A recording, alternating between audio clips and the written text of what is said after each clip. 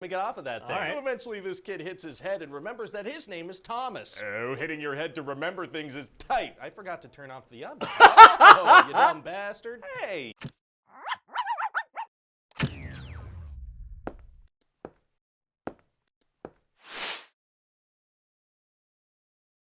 Hey guys, my name's Dan, and today's reaction is the Maze Runner pitch meeting. Now, I had to re-watch this movie because it's been a while since I've seen this, and I wanted this to be as fresh as possible as we go through this. I'm very curious to see where Ryan decides to go with this. I have a few ideas, and I can't wait to find out. But before we do, though, if you enjoy other pitch meetings, I've reacted to a whole ton of them for you. And if you want to see future reactions that I do, you can go right below this video, click that like button, the subscribe button, and notification bell. There's always an AC past, present, and future reaction that I do, but also helps to get more eyes on my channel. Speaking of getting eyes on channels, go on over and support the pitch meeting channel and Ryan George's channel as well. I'll leave both of those links along with many other things down in the description.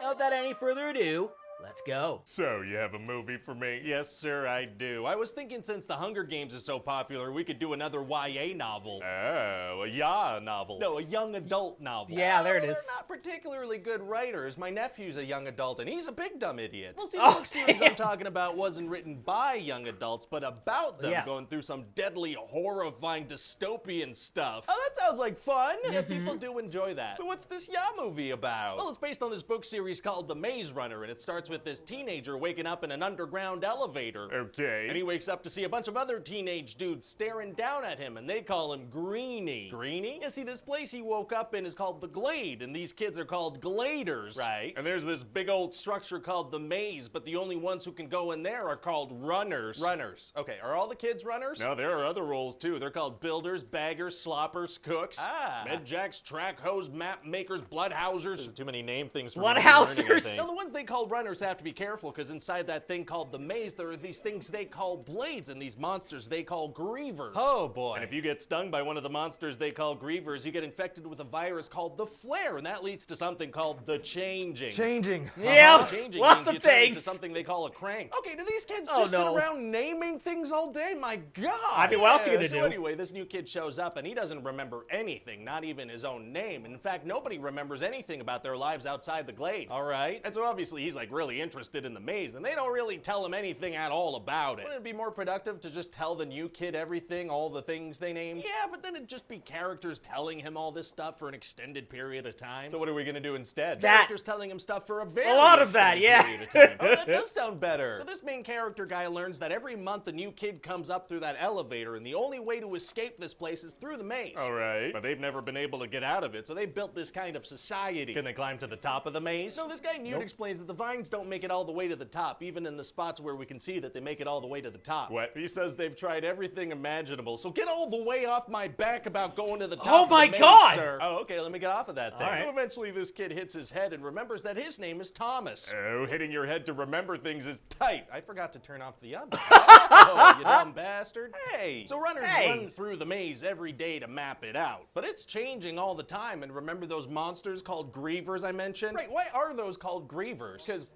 they, kill everyone and make people sad, I guess? That makes it sound like the monsters are sad when people die. Hey, shut up. And so these things only come out at night, so you want to make sure you're out of the maze before sundown when the doors close. Oh, yikes. And nobody who's ever been stuck in there has ever made it out alive. So how does anyone know what grievers are or what stingers do to you? Whoops.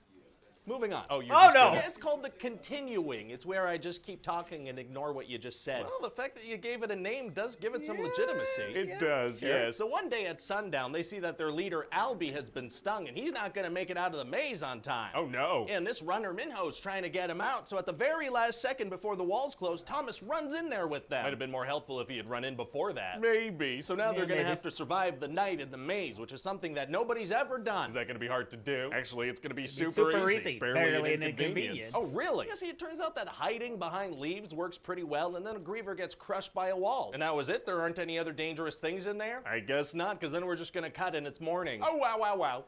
Wow. Anyway, another crazy thing that's gonna happen is the elevator's gonna show up and there's gonna be a girl in there. And what's her deal? Well, somehow she knows Thomas's name and she freaks out and climbs to the top of this wooden platform they've built. They built an elevated platform? Yeah, with like a ladder and stuff. Why not use that to get to the top of the maze or build a big ladder? I don't know. Off my back again, please. Fair enough. She has these 2 vials of liquid with her. I love a good vial of liquid. What do these bad boys do? Well, Albie is going through the changing and is gonna turn into a zombie type thing, so they're like, hey, we might as well inject this into him and see what happens. And it turns out it does heal him and restores his memories. A very convenient liquid. But then the maze walls don't close for some reason, and a bunch of grievers come out and attack. Oh no. Yeah, so Albie and a bunch of other There was a reason, but we'll get into that. People die, and then Thomas stabs himself with a griever stinger. What, why? Well, he figures that now they'll use that second vial on him, and he'll remember everything. That vial could have saved someone's life. Yeah, but he's the main character, so his memories are more important than that. Oh, okay. So then he has some flashbacks. Wait, weren't the grievers attacking? Oh yeah, they all left. How come? Because we're done with that scene now. Oh, gotcha. So then Thomas wants everybody to run into the maze with him because he found this kind of exit thing. Okay. But there's this one guy who's been mad at him the whole movie that wants to stop them. And what's his deal? Eyebrows. Sick. But then most of the people are like, back off, Eyebrows. We want to go into the maze now. Very exciting. And eventually they're going to get to this wall, but they need to enter a code and grievers are attacking. Oh, how are they going to figure out the code?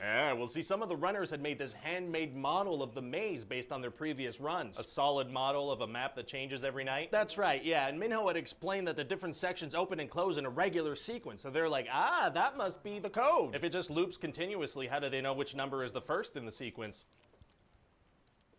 Moving on. Oh, the continuing! So then they manage to get out and they find a video of a lady who's like, I'm sure you want answers, huh? Yeah, that'd be great. I have no idea what's going on. Yeah. And so that's about it. Oh, we don't get any answers. Oh, God, no. We got to get people to come see the next movies. Yeah, I'm thinking we do 3 of these. So 4 of them. No, I meant 3. Right, but the third one you break up into 2 parts. That's what you're supposed to do with movies. Apparently, yeah. Or we try something really groundbreaking. Okay. Oh no, the Death Cure won't split into 2. It's only going to be 1 movie. So, what I particularly like is I did like the fact that we were just, like, along with watching the movie, we're sort of like learning with this Thomas character what exactly is going on. Obviously, they have to explain to him all these things because, you know, there's a lot of different things going on. So I didn't really mind that too much.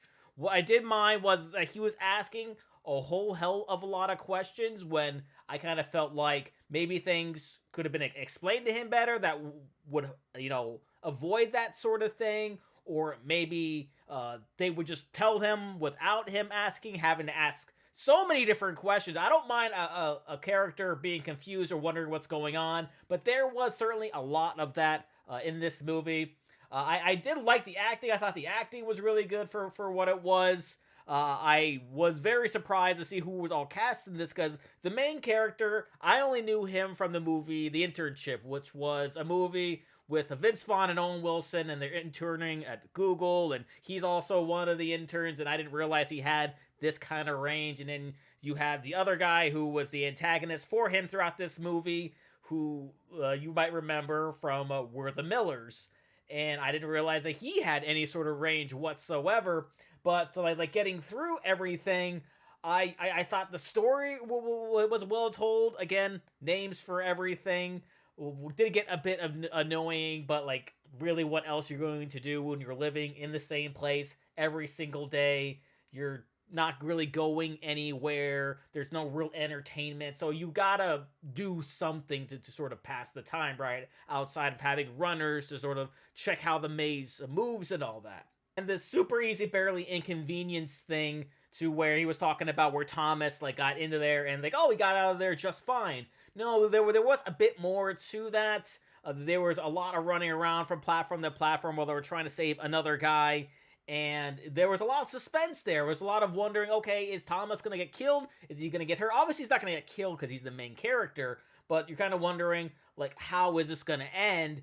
And, like, he was very clever in the fact that, because, you know, the maze changes every single night. So he sort of had this part where like, oh, wait, maybe I should wait to sort of run through before these walls close in order to smush the first griever. And it actually worked perfectly to where they squished it and they were able to get that thing that was able for them to find the exit once they got through to the maze once they figured everything out. And then you had the woman sort of like explaining like it was this big test project sort of thing, and the whole world has gone to crap, and this was sort of a test for all these kids because it was like a key to like all of humanity's survival, and I really did enjoy that bit of it. And then of course, it sort of like leads into what the next movie is going to be, because at the very end, we see that woman who shot herself in the head actually survived and then was able to come up with more plans for these characters that we're going to see in the future movies of The Maze Runner. So there was another point that I want to bring up, but I completely forgot what it was, so you'll have to forgive me on that. But I did enjoy this movie. Not everything, but the acting was solid, the action was good, and I really did like the characters as well. So that's going to do it for me here. Before I go, though, I want to give a huge shout out to all of my $5 and up supporters on Patreon: Luchador, Cruising, Wolverine 310, Jordan Bird, Lauren Davenport, Kester Kronich, Amber K, Raymond Bright, Angel Garcia, Chris Curtis, Jeremiah McCarroll, Jose Acevedo, and Seb. And if you too like to have your name read in each and every one of my videos, plus many other fun goodies, if you have me react to a past pitch meeting or two, or checking out daily anime reactions, please head on over to patreon.com/Reactor, link will be right there, and a description with many different tiers for you to choose from.